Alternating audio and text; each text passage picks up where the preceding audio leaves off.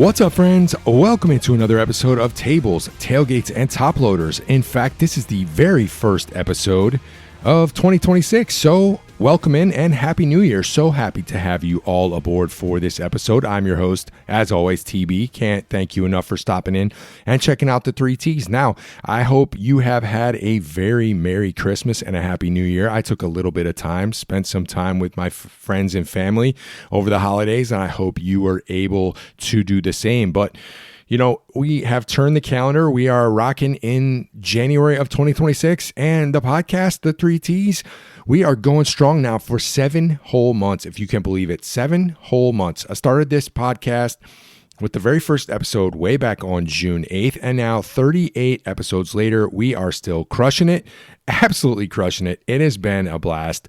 I have had a lot of fun along the way. I hope you have enjoyed the episodes up to this point, but hey, we're not stopping. We're going to keep going. We're going to keep cranking these episodes out one after another, and so for the very first episode of 2026, we got a lot to get to.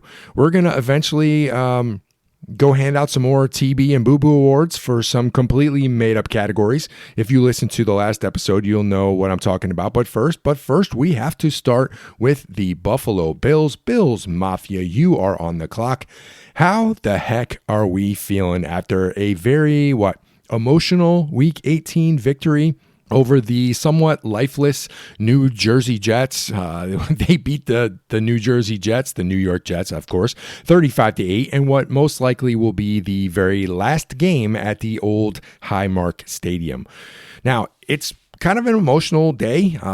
It's been an incredible 53-year run, and it finally is coming to a close. So what a game to have this fitting send-off in a game filled with almost completely all backups. The offense seemed to come completely alive. Like, the offense just came alive and totally dominated the Jets in literally every facet of the game. Not just the offense, the defense too, but the Bills seemed intent on handing out bonuses all over the field during the game. It was crazy the amount of money they were handing out, and it seemed like, Christmas was still happening because they wanted to get Dawson Knox his incentives. He earned an extra $200,000 for hitting his receiving mark.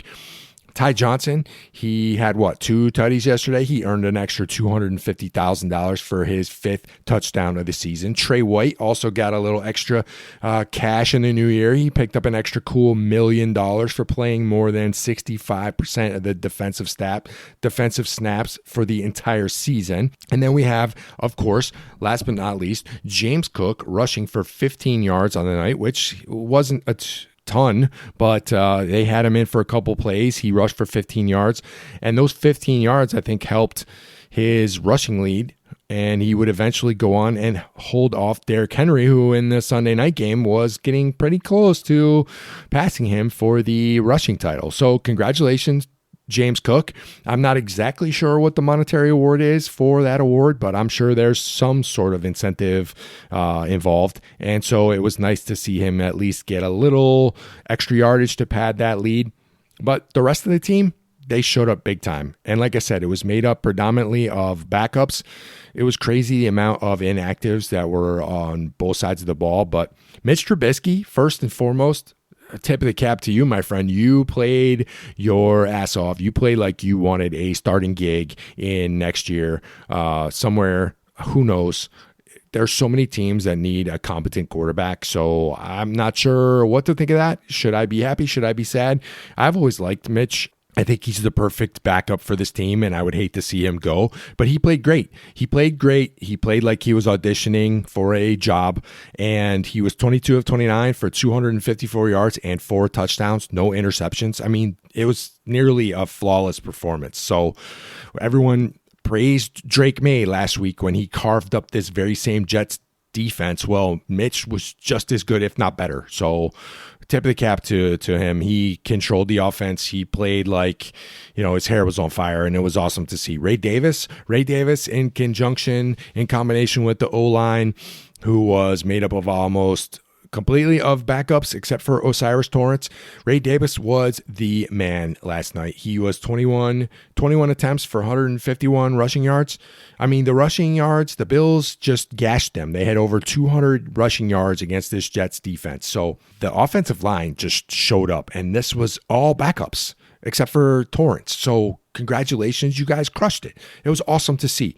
And I told you I would never use this phrase again, but hey, did you all see? Everybody eats his back, baby, because with Mitchie T leading the way, you had 10 different receivers catching a ball in Sunday afternoon's contest in the final farewell to Highmark. But 10 different receivers, who had that on their bingo card for the last game of the season?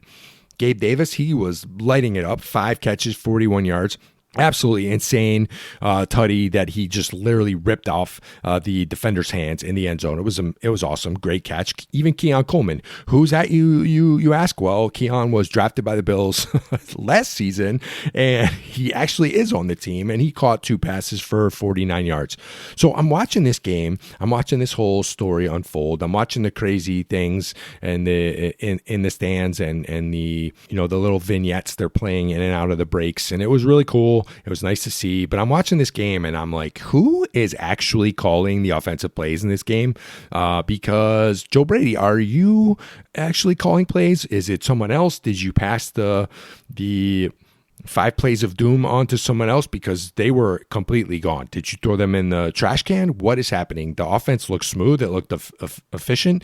It was insane. And I'm like, okay, number 1, who's calling the plays? Number 2, is this a totally new playbook? Did we redesign the offense to go against this illustrious Jets defense? Because we're just carving them up. And question number 3, are the Jets actually this bad? Is it a combination of all 3 of these things? Like, what is going on? And question number 4, do we actually need Josh Allen? And of course, that question is a total joke. I'm kidding.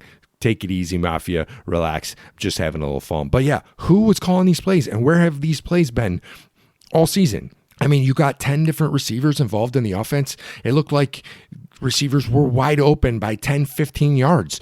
Players are running free. They're getting open, and I'm like, how is it this easy? I know the Jets have nothing to play for, and they're basically trying to get a high draft pick. What are they going to get? Pick number 2 or 3 on the year. I don't even know where. They're terrible. The Jets are terrible, but it had to be some combination of both, because the Bills, both offensively and defensively, they played great.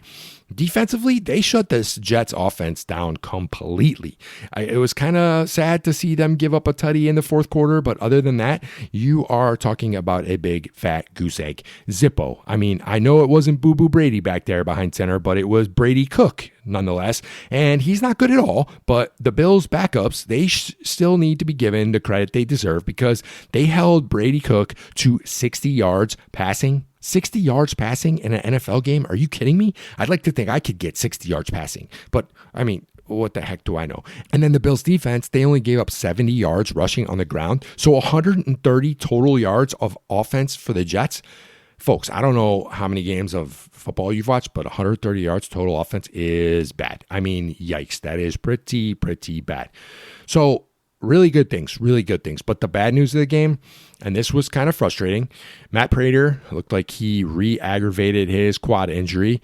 We don't know the severity of this, but he was kicking in the first half, and then after halftime, he never came out, and he didn't play at all in the second half. You had the punter doing kickoff duties, and they never went for another extra point the rest of the game. So they ruled him out. Eventually, they ruled him out in the second half of the game. And now it looks like they're going to need to get yet another kicker for the playoff run. And it's just, why? Why can't we have nice things? It just sucks. It just freaking sucks, because we just got rid of the whole Michael Badgley debacle. He was absolute garbage. Please do not re-sign this guy. I'm not sure what to do at this point, but it's not great. It's not great at all. I know we have Ray Davis. He's your emergency place kicker, but holy heck, you can't be going into these playoff games that are going to be, closely contested. I mean, for God's sake, the guy in the Jags, he's booming kicks from like almost 70 yards with little to no problem. He's doing the what's the dance, the gritty all over the place or whatever the hell stupid dance he's doing, celebrating these ridiculous monumental kicks, and we can't even kick extra points. So I don't know. We're automatically going into the playoffs with a depleted roster, and now we have no kicker. So awesome, great. I don't know. And the other injury coming out of this game, Maxwell Hairston. It looks like he really tweaked his ankle in the fourth quarter, and he was seen after the game in a walking boot. So, yeah, that's not good either. But the Bills, and people are blaming the Bills staff and all this stuff. Why was he playing? Well, he was playing because we had no other players. So somebody had to take the field. Trey White literally played the entire game yesterday. He played every defensive snap.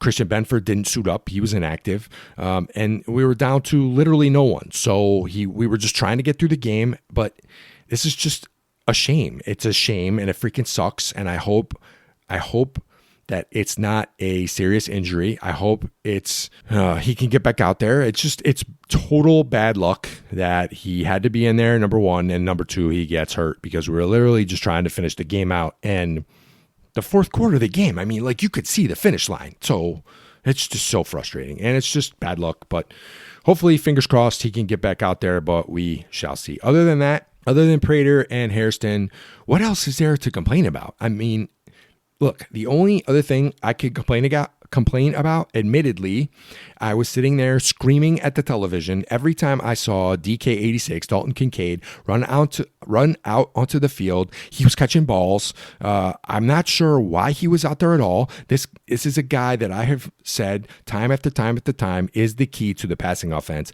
and you're playing him in a meaningless game against the New Jersey Jets, who haven't won a game since the Kennedy administration, and I just don't know what the point of him playing in this game was, especially considering how many other starters were inactive for the game. He was catching, he was running all over the place. It's just crazy to me. But other than that, what a day, what a game, what an ending to Highmark Stadium.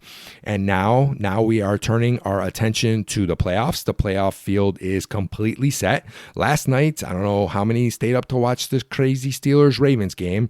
I was kind of in and out of consciousness for most of this game, and I didn't really know what happened until I woke up at 3:30 in the morning and checked the sports app. What a crazy night. And then that solidified the field, right? So now the entire field is set.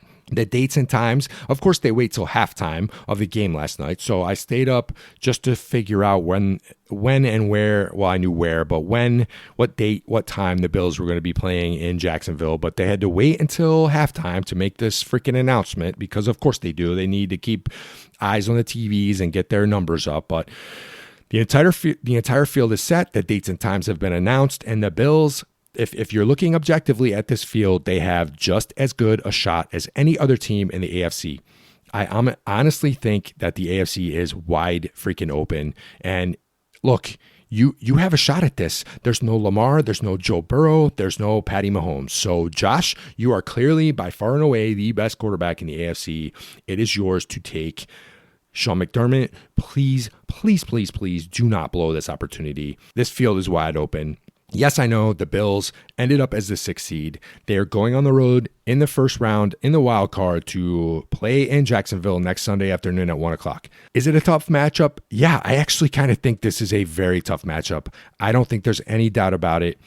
I would much rather play Pittsburgh. I even think I would rather play Baltimore, if I'm being completely honest with you. The Jags are playing really well. Trevor Lawrence has seemed to have found another level to his game. People have been talking about him trying to take the next step for the last 3 or 4 years, thinking he should, maybe he can. It's like the little, the engine that could. And now he finally is able to get this train up the tracks up the hill. And so he seems to have found his groove, found, how to lead this Jags team. And while I don't think this is going to be an easy game by any stretch, I do think the Bills can go into Jacksonville next Sunday at 1. I do think they can pull out the dub. But we can look at that as the week goes on. I'm going to try to get a playoff game preview out before the weekend, so you will all know my thoughts before we get to that game. But the rest of the AFC field, I mean, it's crazy. The Broncos, who would have thought the Broncos, Denver Broncos, led by Bo Nix, would have claimed the number 1 seed and a first round bye at the start of the season? I mean, anybody have that congrats, but I am not sold on the Denver Broncos whatsoever. Yes, I understand they have a very, very good defense. If you put the Broncos defense next to the Texans defense, I don't think they're as good. I don't think they're as good, and I don't think their offense. I'm sorry, Bo Nix. I think you're kind of cool. I like the uniforms, but I don't think your offense is very good at all. So it would not shock me to see them lose against whoever they end up playing in round 2, whether it's the Chargers, whether it's Buffalo. It would not shock me to see them lose their very first game. But to get to that game, we need to get through a wild card weekend first. And the other matchups, outside of Buffalo at Jacksonville, we have Chargers at New England on Sunday Night Football. This is a winnable game for the Chargers. I think if they can protect Justin Herbert, he is more than capable of going into New England and squaring up against Drake May. I think this is going to be a great game. I think the Chargers are more than capable of getting the dub up in New England. And if I'm being honest, I'm kind of hoping they are, not because I don't think we can beat the Patriots, but the Chargers, they're our hope to getting one more game, one more shot at Highmark for the AFC Championship. If they keep winning and we keep winning, hey, we will end up facing the Chargers in Buffalo, in Orchard Park, in Highmark Stadium for the AFC Championship to go to the Super Bowl. So hopefully, I got my fingers crossed. Justin Herbert, I'm hoping you and your broken hand are ready to go. I want to see you go into New England. I want to see you smack the Pats in the face. Just please, no choking. I see you, Steph Diggs. Anyway, let's move on. Texans at Steelers Monday night. Well, like I said, did not see the Steelers beating the Ravens Sunday to claim the division title. So what the hell do I know? But Texans at Steelers, what do you all think of this game? I mean, this game could literally be 10-9. That could be the final score. It could be ugly, and it's probably not going to be much fun, a very fun game to watch. So most likely, I will probably be checking out the results come Tuesday morning when I wake up, because I'm not going to stay up for this, slog fest. I think they're all pretty good games with pretty intriguing storylines, if I'm being honest. And really, if I am just a fan of football, a fan of the NFL, that's really all you can ask for. So give me matchups to care about. Give me something to be invested in. I think the field is actually interesting. I think it should be a great wild card weekend ahead of us. And yeah, I'm definitely going to be rooting for the Chargers, obviously the Bills to keep on winning. I want to see that AFC title game back at Hallmark. Jeez. Oh my gosh. Side note, speaking of Hallmark, I did watch the Bills Hallmark Christmas movie. It was I'm going to give it a 2.5 turnbuckles out of 4 for all you people who know my wrestling scale. Yeah, Bills Hallmark movie. Side note, 2.5 turnbuckles out of 4. So there you go. But anyway, I hope the Chargers and the Bills keep winning. We get that AFC title game back at Highmark. But if the Chargers lose, as we already discussed last Sunday afternoon against the Jets, that is probably going to be the finale. And it was the send-off to 5 decades of Bills football. And what an absolute crazy, crazy ride it's been. You want to go crazy ride? That's 5 decades. That's over 5 decades. That's a long time. Now, obviously, the focus of the Jets-Bills game was the stadium, and you see a lot of the older players coming out to celebrate. There were celebs all over the place, or at least, partial celebrities, but everyone's sharing stories, sharing memories. It's hard not to get nostalgic about the stadium and about what Buffalo Bills football means. And I've been thinking a lot about what it means to me, how it's impacted my life. And I was trying to kind of look back over my 46 years here on earth, trying to think back to certain stadium moments, memories that stick out. So I figured, hey, why don't, we're celebrating the closing of Highmark. Why don't I share a few of these memories with you on the podcast? So it's funny, when I put my notes together for the show, I went back and I looked at some of the box scores to some of these games that I remember attending.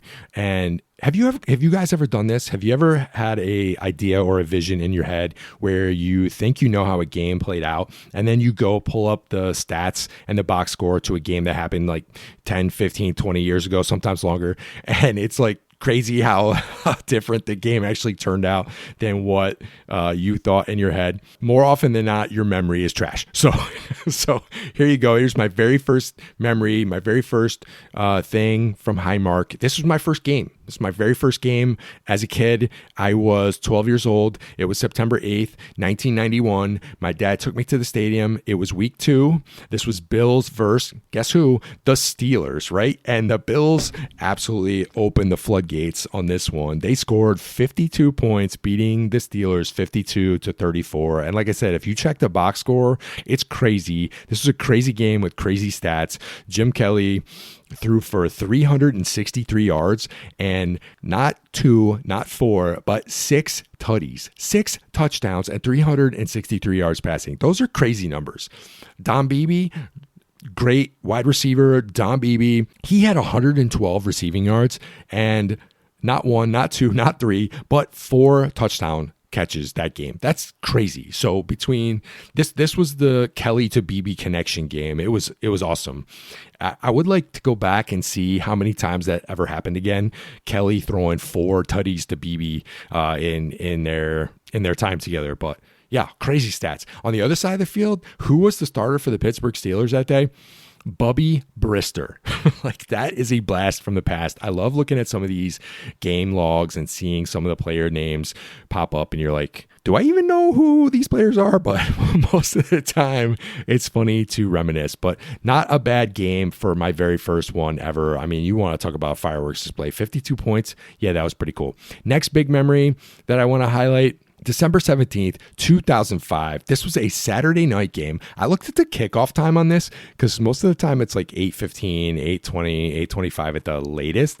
This kickoff was 8:36. It was kind of bizarre, but we had the Denver Broncos in town and Jake Plummer, and the Bills were terrible, right? This was the early stages of the drought, first third of the drought, if you will. And we were in quarterback purgatory already, and we were throwing out Kelly Holcomb for this game. This was a Saturday night game. Denver coming into Orchard Park. Denver was pretty good. We were not good. So yikes. We lost 28-17. But the memories from this game, this was the first game that I went to with my buddy Mike, who I share season tickets with. And we, thinking back on this game, couple things stand out. We may or may not have had a bit too many Labatt Blues before the game, and then we definitely froze our asses off because our seats were, and I'm spoiled with where our season tickets are. We're down in the lower bowl. I'm very blessed to be sitting there, but we were not there for this game because we sat at the very top of the stadium and we froze to death. And I feel like, remembering back to this game, it took us like 2 days to thaw out from the cold. Like I said, this was the December 17th night game, and it was just so cold. And I think the Labatt probably helped our blood thin and freeze. So I don't know. It was just chaotic. But yeah, that was just a crazy, crazy game. And then, so the next game I want to highlight, I want to fast forward over a decade and a half. This is October 3rd, 2021, Bills versus Houston Texans. Look, the game was an absolute blowout. It was 40-0. 40-0. The Bills absolutely destroyed the Houston Texans. It was glorious. We just dismantled them. But the memories of this one, it wasn't actually the game. It wasn't the score. I don't remember anything crazy about the actual game. But this was the first game that my future wife went to the stadium with me. And the weather was brutal. So it rained the entire game. And now when I say it rained, there's rain, and then there's this feeling that you are like sitting in a swimming pool. It's raining so much. So it rained so much, you felt like, despite whatever you were wearing, and we were wearing full rain suits, it just felt like you were sitting underwater or watching a football game. I've never experienced something like that before. It's like if you've ever gone on the Maid of the Mist ride in Niagara Falls, the constant feeling of just being soaked to the core. To her credit, my future wife, obviously my wife now, but my wife, she never complained for a single second. And I'm sitting there looking at her as we're just drenched, right? And I'm thinking to myself, I want to leave. Why does this woman not want to get the hell out of here? But she didn't say a single complaint. And I think at one point I had said something to the effect of, hey, I'm ready to get out of here. This is brutal. And she's like, oh no, we're not leaving. This is your team. I'm here to support you. Let's go. It's like ride or die. And I'm like, okay, let's go. Because I already knew that I wanted to marry this woman. This game was like monumental in her showing her support, and for me and for my crazy love for the team. So, it was a cool game. Like I said, 40-0, but the weather, the situation, and the memories in the first game of my wife, that's pretty awesome. Next game, Sunday, October 31st, 2021, Halloween Day, Bills versus Dolphins. Why is this game important? Well, because OJ was there. OJ Simpson, he was sitting right behind our section. Nope, that's not it. I'm totally kidding. He actually was there.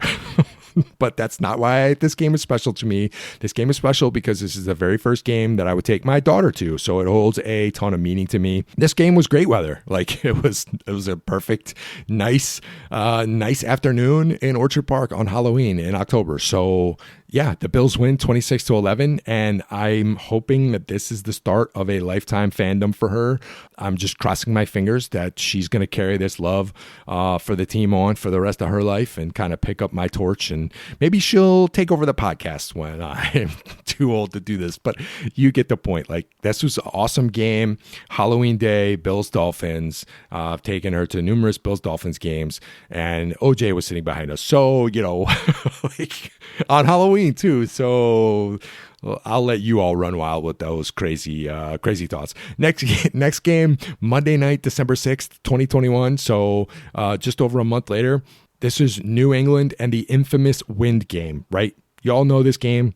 The pictures, the videos, I still have them on my phone, just seeing nonsense flying all over the parking lots. I think we were in lot 4. The pregame tailgates were insane. Nobody could put up canopies. The ones that tried, they were blowing all over the place, smashing into cars. It was crazy. 40 to 50 mile an hour wind gusts, stuff blowing everywhere, sub-zero wind chills. What more could you ask for, Mafia? Like, what more could you ask for? Mike and I were there, and it was so cold. Yeah, we lost. It sucked that we lost. It was a crazy game. There was not a lot of action going on in that game, but it was such a wild experience from the moment you pull into the parking lot to the end of that game. The whole experience was just almost surreal. It's like, what are we doing out here again? But crazy game. Yeah, we lost, but what a game. Sunday, December 19th. So literally less than 2 weeks later, Bills versus Carolina. Christian McCaffrey was still on the Panthers at this time. The Bills got the big dub, 31-14. But again, it wasn't the actual game. The reason that I want to bring this up, but this is super special to me because it's the first game I got to take my son to. So like my daughter, this opened the door to being a Bills fan for him. And, it's one thing to watch it on TV as a kid or listen to it on the radio. When I was a kid, it was huge listening to games on the radio, but to actually be there in person, it's a totally different experience. And so it was just very special to me to be able to take my son and my daughter to their first games. And so, yeah, Bills, Carolina, December 19th, 2021. Awesome. Super special first game with my son. So yeah, extra special to be able to do this kind of stuff with my kids. As far as memorable games, like what games do I actually remember, like stuff that happened in the game? November 13th, 2022, the next season, the Bills are at home against the Minnesota Vikings. The crazy fumble in the end zone. I mean, my son and I are watching in disbelief. If you're in the stadium, if you remember this game, you didn't really know what was going on. This is one of those times you wish you had an earpiece in so you could hear what the commentators were talking about, because nobody knew what was happening. And then all of a sudden, the refs are throwing their hands in the air and they're like, touchdown. And I'm like, what? And then suddenly it goes to overtime and then we lose. And it was just like, we're kind of looking at each other and just total bewilderment going, what the hell just happened? And also, this is the game that had the NFL catch of the year, I believe. This is the Justin Jefferson jumps like 30 yards in the air and makes an insane one-handed catch from Kirk Cousins as he's falling backwards. And I'm like, holy mackerel. This game was just bonkers. It was wild. It sucks they lost, but just to have everything kind of rolled into one was just crazy. Fast forward another month, Saturday, December 17th, 8:15 p.m., Miami Dolphins. It had snowed, I think, for like a few days in Orchard Park, and the stadium was filled with snow. I mean, we see this all the time, right? Again, your seats are buried. You're digging yourself out. It also snowed during the game, so it's one of those magical snow globe games. My daughter and I were lucky enough to be there for this one. Tyler Bass, if y'all remember who Tyler Bass is, yeah, I wish he was on the team right now. But Tyler Bass kicks the game-winning field goal as time expires to win it. And players are sliding. They're doing snow angels. It's pure joy. Everyone's going crazy. Snowballs in the air galore. I mean, what a good time. That game was so much fun to be at. December 1st, Sunday, December 1st, 2024, 8:20, another snow game. This one against the 49ers. This one didn't come down to the last second field goal to win. We had this game kind of in control for most part. You want to talk about the insane play. This was the Amari Cooper catch that he laterals to Josh on like the 5-yard line, who's running towards the end zone and then does the Superman dive and just dives for the pylon, touches the pylon. He scores a tutty. The place goes insane. Everyone's like, what the heck did we just see? This man is absolutely insane. So he throws, he runs, he catches a touchdown. I was like, what? This is just total bonkers, total madness, but just wild. What a play. And again, my son and I staring at each other like, what did we just see? And then, of course, most recently, this season, the home opener, Sunday Night Football versus the Baltimore Ravens, 8:20 p.m. My wife attending with me. Now, full disclosure, take it easy, Mafia, but she is a Ravens fan, but she roots for the Bills as long as they are not playing the Ravens. So this game came out in the schedule. She said, I want to go. So I'm like, okay, no problem. So my wife and I are there. 2 extra tickets. Mike and his wife are there. So we're all there. Well, unfortunately, they were not playing very great in this game. And the ending to this game was insane. Absolutely insane. The Bills came back being down by, 15 points with a few minutes left. I think 15 points with under 4 minutes to go. And we win it at the last second with a field goal by Matt Prater at the whistle. The Bills had a 1% chance of winning this game at some point with 11, 12 minutes to go in the game. So the whole game was nuts, and it's one that you can go back to, and it's one of the greatest games ever. And it's just fun to rewatch it over. Some games you just know I'm never watching this game again because they're just dreadful games. But that was actually a crazy game. And again, you're like, I can't believe that I'm here. So, but those are just a few of the memories that I have personally about the stadium. And it's easy to see when you do an exercise like this that sometimes or most of the time actually, it's not even about the game, the outcome, like who wins, who loses. It's about the memories, right? This whole idea of the memories of this Highmark, this saying goodbye to Highmark and the stadium, this goes back to why I started this podcast. I talk about having a very personal connection to these hobbies, whether it's the Buffalo Bills, whether it's professional wrestling, whether it's collecting sports cards, stuff like that. But this is what I'm talking about. These memories that I have, they don't necessarily revolve around the actions on the field. And for the stadium, the memories I have, they revolve around the people that I get to share these games with. So sometimes the game itself, sometimes it's completely secondary. Now, sometimes it's important. Sometimes you go home and you're not happy because you just lost in the playoffs to the Chiefs or the Bengals or whomever. And I didn't put those games on the list because it's not about the actual result of the game. And some of the games on here, we did lose. It's the memories that I have with the people that I'm there with. The game itself can be secondary. We forget the details of the actual game, but that's why I go back and I look through these old box scores. But the real value is the special memories I have with my family, with my friends. Look, there's no doubt in my mind, I am blessed beyond belief. I never thought when I was 12, going to my first Bills-Steelers game, I never thought I was going to be able to get season tickets. And then when I moved out of upstate New York and kind of left the area and life goes on, and you never think that you're going to get back to a point where you can reconnect. I'd always followed the team, but as far as reconnecting year after year, game after game, I never thought I would be able to do that. So going to watch the Bills, to me, it's an unbelievable privilege that I just wasn't always able to do. But being blessed to do this stuff, and most importantly, making those memories with my daughter, with my son, with my wife, with my best friend, regardless of the outcome of the game, that is what has been amazing about this whole thing, about the stadium, about being a Bills fan. That's the part of why I keep coming back. That's why right now, in fact, that's why I drive 6 hours just to get to Orchard Park. And that's whether it's bright and sunny, whether it's hot, whether it's a torrential downpour, whether it just snowed for 3 days. I might not remember the wins and the losses, who's playing, who's not playing, the specific plays, but I'm always going to remember the times that I'm there with the people I'm there with. That is what is important to me. So yeah, I might not have 50 years of memories and connections to this stadium like some other members of the Mafia. And tip of the cap to you, you all freaking rock. I have so much respect for you. I'm not there. I didn't go to games in this stadium for 50 years, but I have enough to know that it's important to so many people, and this stadium and this team has provided so many memories to each of us.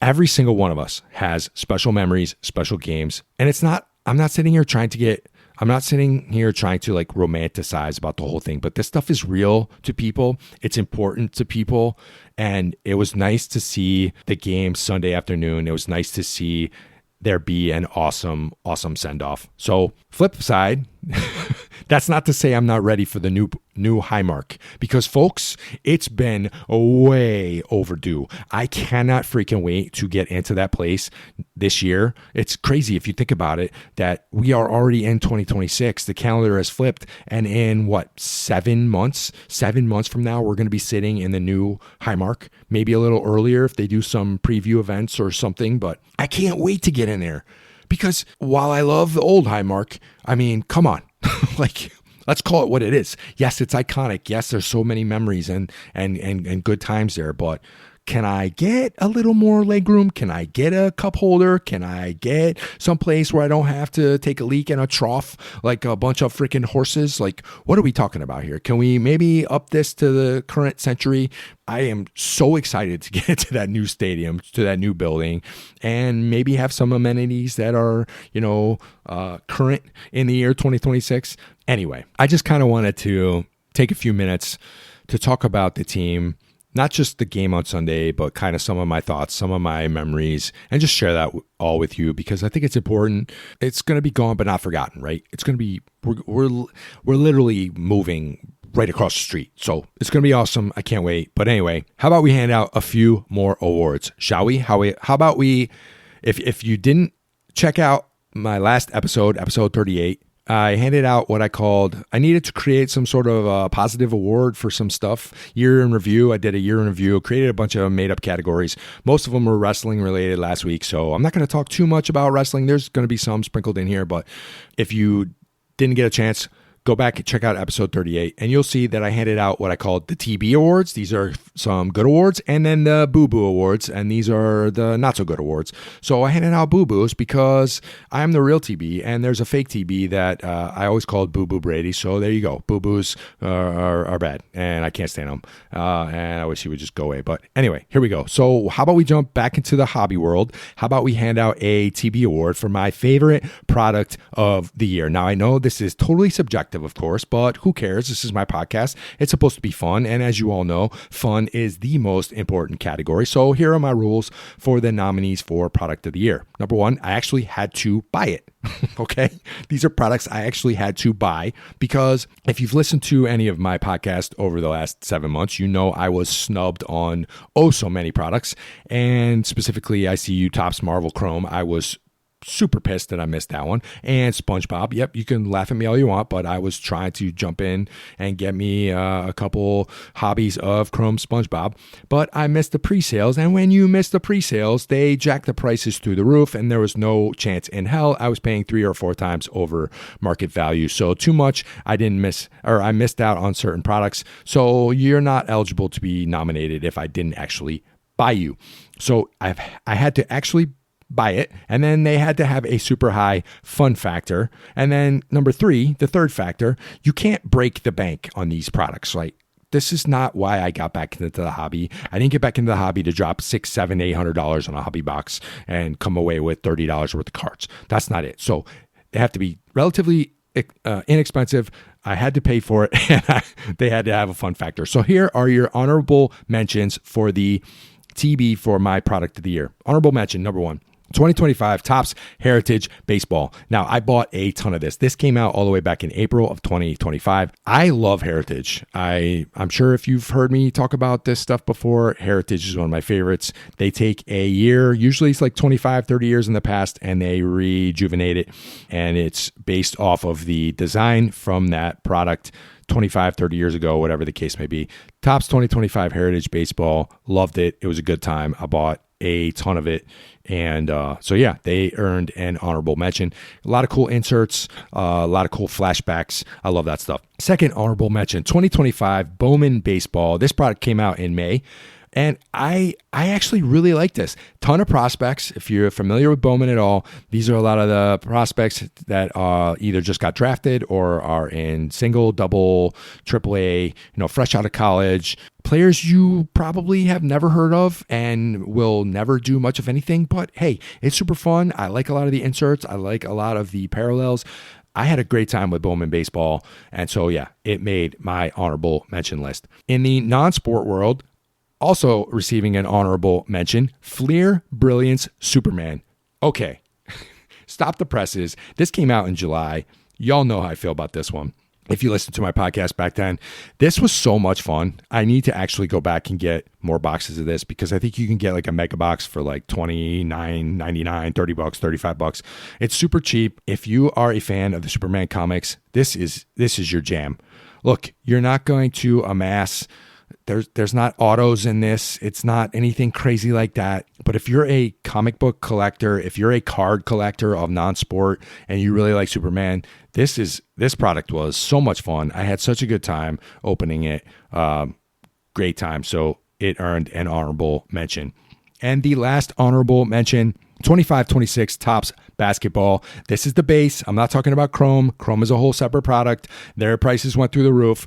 Yeah, crazy. But this was just Topps paper basketball. This came out in October, and I was super psyched, super hyped about this product. This product made me feel like a kid again. I opened lots of different variations of this. I think I got some hangers. I think I had some blasters. This had the Thanksgiving, Black Friday boxes that everyone was trying to find, and we went running out to try to collect a couple boxes of our own.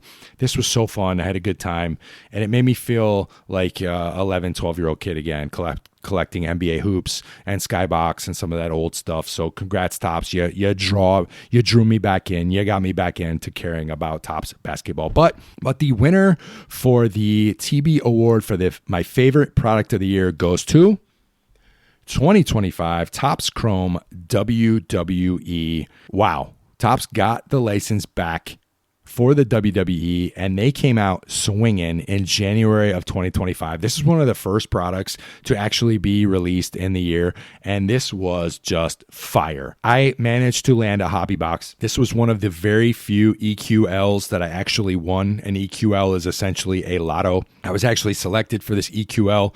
I won it, and I got to pay actual retail price for this box. I think it ended up costing like $160, something like that when it first came out. But this hobby box was awesome. There were so many numbered cards in there. I have a Alexa Bliss women's division numbered to 25. I actually sent this card off to SGC back before they were bought out by PSA, mind you. But this card came back at 10. It's one of my favorite cards. I love that card. But the hit of the box was a redemption of a gold auto number to 25 Hall of Fame Shawn Michaels card. I sent this sucker off about as quick as I could, and a couple months later I got this bad boy back. The signature looks awesome. I also sent that card off to get graded. It was just really cool. So much fun. The problem after this, and like I said, the reason it's the winner is because I was able to buy it at regular price. Had I not been able to get it, it wouldn't have won, because as soon as I bought it, the prices skyrocketed. And now I think even to this day, a hobby box of Topps WWE Chrome is like $600. So it's just insane. They were selling blaster boxes for $60 and megas for $100, and it's just a shame, because this product was amazing, and it was such a great way to kick off 2025. So congrats, 2025 Topps Chrome WWE, on your TB award. All right, now let's go to the dark side. The Boo Boo Award for my worst buy of the year in the hobby world. Now, I went all in on this player early this year. So 2025, I tried to gather up as many rookie cards of this player as I possibly could. I was buying up everything I could. I was on eBay daily, scouring eBay, working on collecting this kid, adding to my PC. Well, as it turns out, this player, after 2 short years, might not even be on the roster next season because he was inactive for most of the second half of the year. But maybe his 2-catch performance on Sunday against the Jets will propel him to new heights. So I guess the Boo Boo Award goes to me, actually, for amassing such a huge collection of Keon Coleman cards this year. So yeah, I would like to thank the Academy and all the voters for choosing your boy TB for this very prestigious Boo Boo Award. Thank you for nominating and ultimately choosing me for collecting a huge personal collection of Keon Coleman cards. And so yeah, sometimes you win, sometimes you lose, but I had fun doing it, and that's the most important. But so far with Keon, this is probably a big L. Next category, we're hopping back to the good side. This is the If Money Were No Object Buy of the Year. Now, if you've listened to my show over the last 7 months, you know occasionally I try to throw in a segment called the If Money Were No Object Buy of the Week. And what I do, it usually depends on the topic of conversation.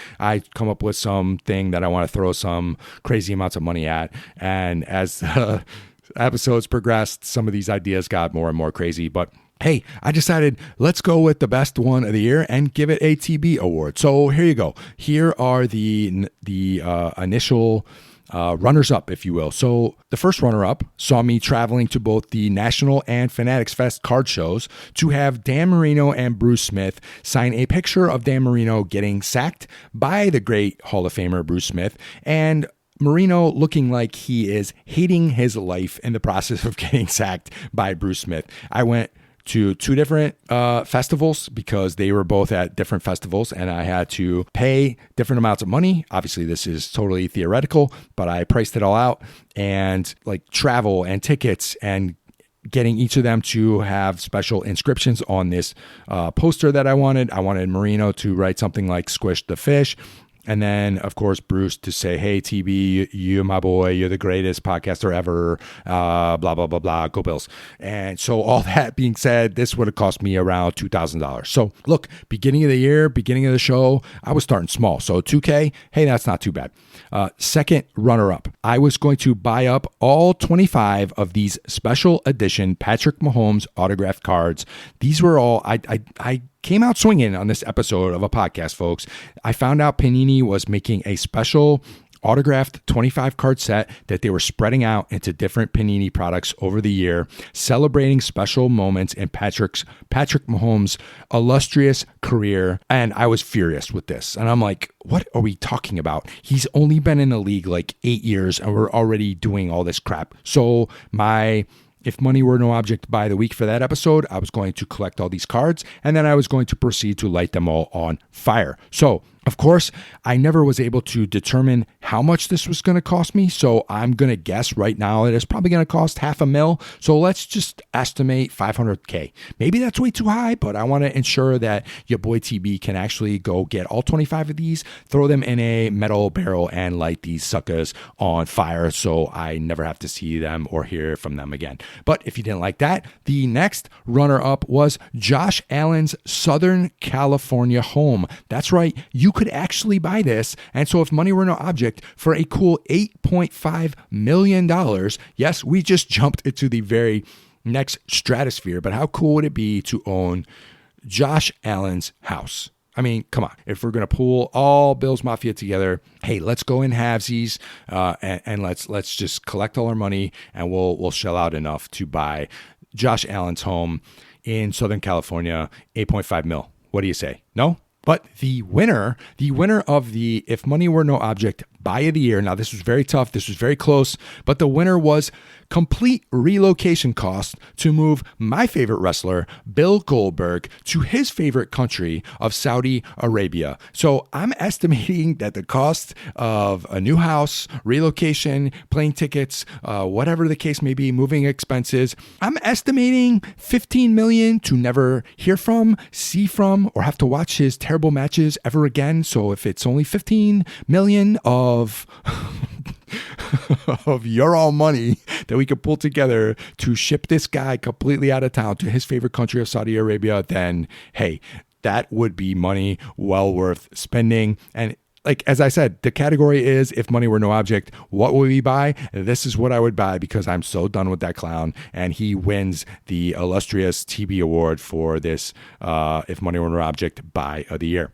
My next award. Now, I was on the fence. I'm not sure if this is going to be a TB award or a Boo Boo award, but this is called the I Got You in My Sights award for 2025. And this goes to the person or the topic that I've ranted against or I have held serious animosity towards during the first 38 episodes of this podcast. So this was probably the closest category by far. And, you know, I have a very strict scoring and ranking system when it comes to these awards. So yeah, I mean, when I counted and tallied up the crazy alien-like scoring system, this was the closest. So here we go. Here are the nominees for I Got You in My Sights Award of the Year. And I'm not sure which way this is going, whether it's good or bad. But the first nominee, Green T-shirt guy. You all know who I'm talking about. All you wrestling marks, you know what I'm talking about. What can I say that I haven't already said numerous times? I'm sick and tired of green t-shirt guy in the front center of the very first row of every single wrestling pay-per-view. I can't believe this clown. I'm sick and tired of looking at his face. I'm sick and tired of looking at his green shirt. I don't care what your story is. There's no chance in hell you do not work or are a plant directly from WWE. So get out of here. I don't want to look at your Insta. I don't want to hear your stupid story. I don't ever want to see you again. Green t-shirt guy. You just got a nomination for the Got You in My Sight Award for 2025. Next nomination.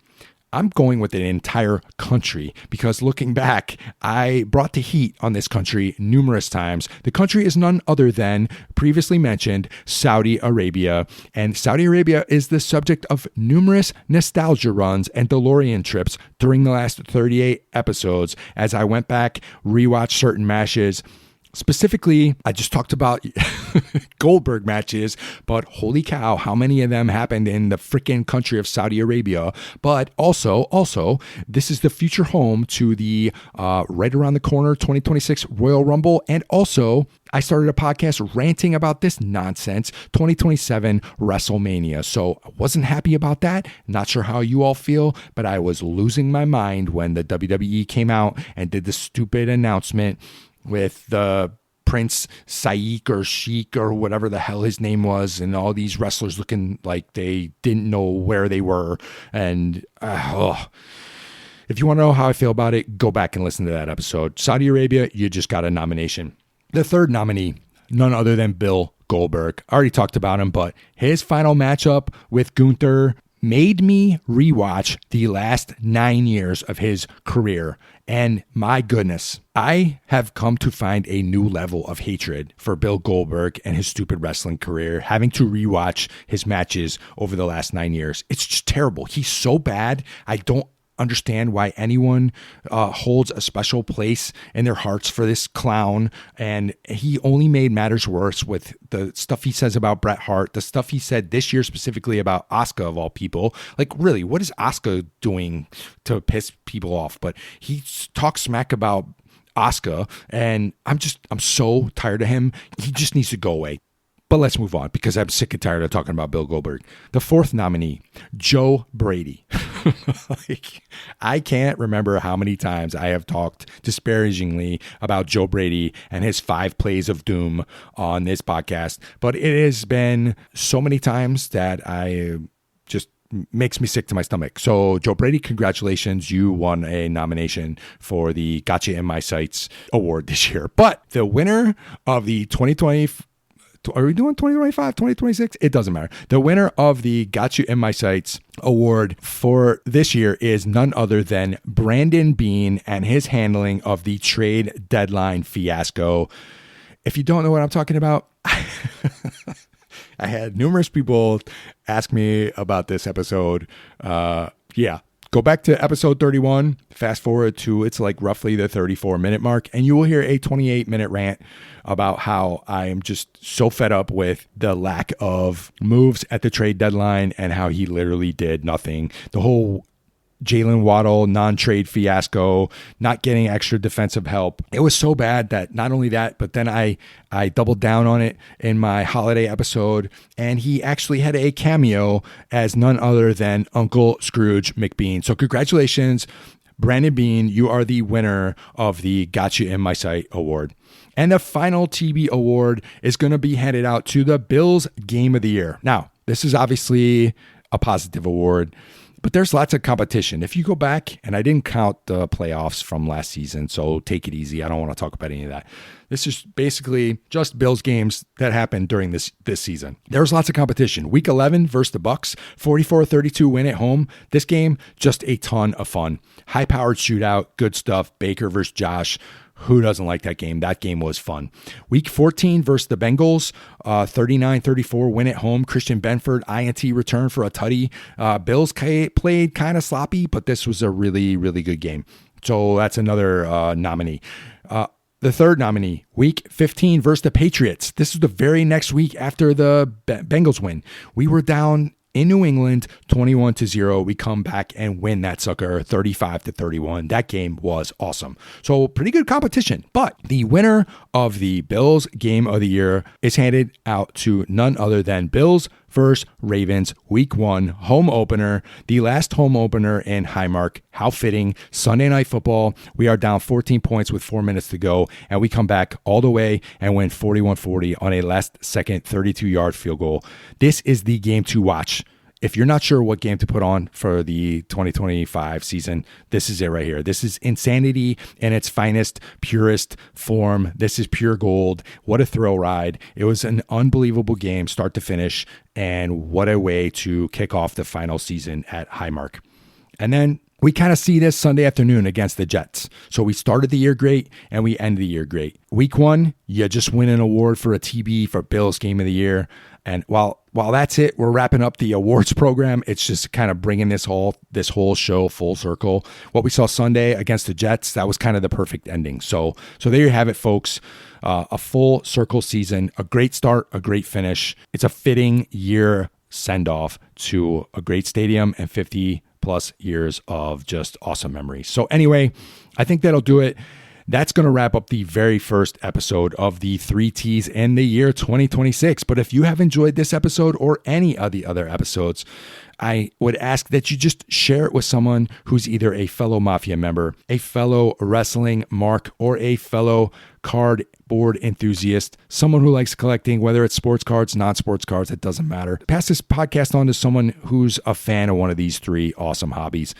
Some cool things ahead in 2026. I'm going to keep this going. Maybe I'd like to incorporate a guest appearance from time to time. Maybe get another person on here. We'll see. I got a lot of things to work out. And, the sky is the limit for the 3 T's as far as I'm concerned. But I appreciate you all for checking out the show. As always, do your boy a favor. Hit that like, hit that follow. Leave me a review wherever you are listening to this show. I can't believe that we're here. This is episode 39. It's been an awesome ride, and I can't wait to see where we go in the future. Happy New Year. Hope you all had a great holiday. And as always, I thank you all very, very much. So until next time, whether it's ripping packs, breaking tables, or dropping elbows, keep doing what you love. And as always, go Bills.